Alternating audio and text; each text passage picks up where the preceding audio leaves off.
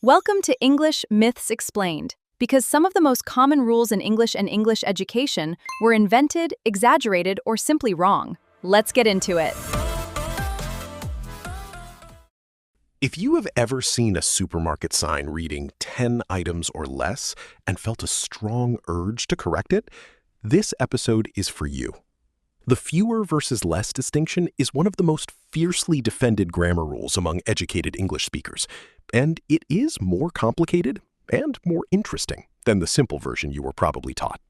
The rule most people know is this: use fewer for things you can count. Fewer apples, fewer people, fewer mistakes. Use less for things you cannot count. Less water, less time, less money. On the surface, this is a useful and largely reliable distinction. Fewer emails is correct. Less emails is not. Fewer problems is correct. Less problems is not. For most everyday usage, this rule works well and is worth following in formal professional writing. But the rule breaks down consistently in specific cases. And these are not obscure exceptions. They are phrases used by educated native speakers every day. The journey takes less than 2 hours, not fewer than 2 hours. It costs less than $50. In 25 words or less, I have less than 10 minutes. In every one of these cases, the noun that follows is technically countable. Hours, dollars, words, minutes. Yet fewer sounds strange, and less sounds completely natural. Why? Because less with countable nouns is over 1,000 years old in English. King Alfred used it in the 9th century. It appears in texts throughout the history of the language.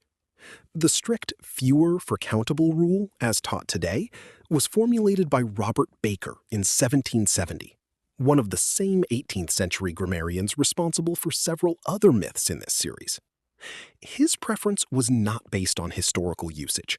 It was based on logical neatness. And for quantities of measurement, time, distance, money, weight, English speakers have used less without any confusion for a millennium. Here is the distinction that actually works in practice. For individual countable items in a general sense, fewer people, fewer cars, fewer mistakes, use fewer. For quantities expressed as measurements, even if the unit is technically countable, less than 5 minutes, less than 100 miles, less than $10, less is natural and correct. In formal professional writing, follow the strict rule as your baseline. In speech and informal writing, the exceptions are so thoroughly established that using them marks you as a natural English speaker, not a careless one. The fewer versus less distinction is real and useful in most cases, but it breaks down with measurements of time, distance, money, and quantity, areas where less has been standard for over 1,000 years. The strict rule dates from 1770. The natural exceptions predate it by centuries. Use fewer for individual countable items. Use less freely with quantities and measurements. That is 9 myths down. Subscribe to Fluent Daily for more.